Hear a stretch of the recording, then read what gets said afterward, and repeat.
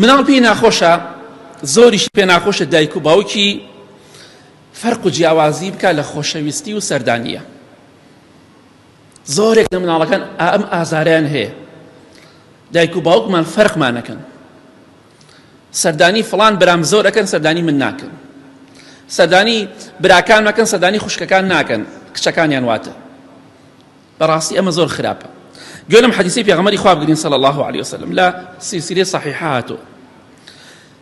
پیاوێک لە خزمەتی خۆشەویستی خوا دانیشت بوو صلی الله عليه وسلم. ئەم پیاوە دانیشت بوو، کوڕێکی ئەهات، کوڕێکی بچووکی ئەم پیاوە هات، پیاوەکە دانیشتووە، کوڕێکی هات، ئەم پیاوەش چی کرد؟ فأخذه فقبله، ماچی کرد و ئەمجا ثم ئەجلسه في حجری، خستێ باوەش و سەر ڕانی خۆی داینا، سەیریکە، ماچی کرد و خستێ سەر ڕان و کۆشی لە باوەشی خۆیان داینا. ئەمە دوو خاڵ. تۆزێکی پێچ و کچێکی ئەو پیاوە هات، کچ، بەڵام ئەم پیاوە هەر ئاوا دەستی گرت و داینیشان، نەکردێ باوەشەوە نەماچیشی کرد. ئەمە ئەخلاقی باو باپیری ئێمەیە، نەنک و دایکی ئێمە زۆر بەیان هەمان ڕەوشتیان هەیە بەداخەوە. مناڵی کوڕ بە مناڵی خۆی ئەزانێ، مناڵی کچ بە مناڵی خۆی نازانێ. ئەو مناڵی ئێمە نیە، مناڵی کچەکەمە، هی خەڵکە، بەسی کوڕەکەی ئەی خۆ بووکەکەشت مناڵی خۆ کچی تۆ نییە بووکەکەت، پەنا بەخوا. ئەی بۆچی ئەوە مناڵی تۆیە؟ زاوا بێگانەیە، بووکیش بێگانەیە. زاوا مناڵی تۆ نییە، بووکیش مناڵی تۆ نییە. ئەو فکرەی ئەو ڕەوشت و ئەخلاقی باو باپیری ئێمە هەیە بوو زۆربیان بەنهۆی نەزانیەوە خوالیان خۆش بێ، بە ئێمە تیامانە نەبێت، کوردوەتەنی کوڕپەرست نەبین. ئەوە تا ئەمە ماچی کوڕەکەی ئەکا ئەوی خاتە باوەشی، بەڵام کچەکەی نەماچی کرا و نەخراوە باوەشیش. خۆشەویستی خوا صلی الله عليه وسلم چی کرد؟ فەرمووی ئەلا عەدەلتە بەینەهوما، هەلا عەدەلتە بەینەهوما، باشە بۆچی لە بینی ئەو دوو مناڵە عەدالەت نەبووی؟ بۆچی ئەوت ماچ کرد ئەمت ماچ نەکرد؟ بۆ ئەوت خستە باوەشتەوە ئەمت نەخستە باوەش و سەرڕانت؟ بۆ لە بینیانە عەدالەت نەبووی؟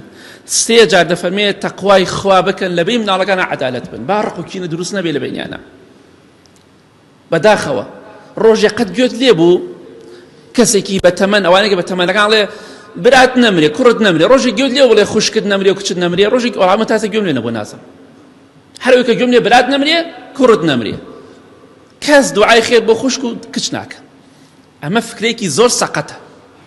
خۆشەویستی خوا صلی الله عليه وسلم قبوڵی نەکرد، فەرمی بۆ لە بینیانە عەدالەت نەبووی. ئەوە کچتە، مناڵتە، ئەوش مناڵتە، کوڕەکە.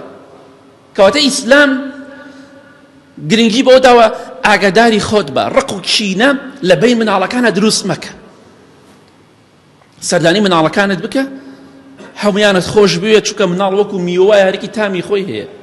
ڕۆژێک دێت تێ دەگەی ئینشاءالله کە کچەکەت زیاتر بەکەڵکت دێ، بەعام کچەکەت بەکەڵکت دێ، لە خوا بترسن، دڵیان مەشکێن، با دڵیان خۆش بێ، با بزانێ باوک بەڕاستی یا دایک گرنگی بە مناڵەکانی خۆی دەدات. زۆرێک لە مناڵەکان دەڵێ دایکمان باوکمان نەنک و باپیرەمان فەرقمانەکە، کچەکان پارەی کەمیانە دەنێ، کوڕەکان پارەی زۆریانە دەنێ. ئەخر وا مەکە، کێشە دروست مەکە بۆیان، ڕق و کینەیان بۆ دروست مەکە. تۆ تەمەنێکت هەیە، خۆ مناڵ نیت، بۆ خاتری خوا بەشی کچەکەتت هەیە، بەشی کوڕەکەشت بدە، بەشی کوڕەکەتدا بەشی کچەکەشت بدە. ئەوە نەفەرق و سوویان مەکە. بەڵام جار وێ ڕاستێکی پێویستە لەوانەیە کوڕێکت لە زانکۆ بێ، کچێکش لە پۆلی یەکی ابتیدای فەرقی هەبێ لە مەسروفە، بەڵام دڵی هەرکوێن ڕاگیرکە. ڕاستێکی جاری وایە کچەکەت زیاتر پێویستی بە پارەیە، جاری وایە کوڕەکەت، بەڵام عەدالەتی بکە، نەک یەکسان. یان چۆن جاری وایە عەدالەتی ڕوو ئەدات پێویستە هەبێت، هەندێک جاریش پێویستە کەسێکیان زیاتری بدەیتێ. بۆچی؟ لەبەرەوە پێویستی پێیەتی. مناڵی لە زانکۆ بێ وەکو مناڵێکی ابتیدایی نییە، فەرقی هەیە، بەڵام بزانە چۆن خۆشەویستیان بۆ دەرەبڕی.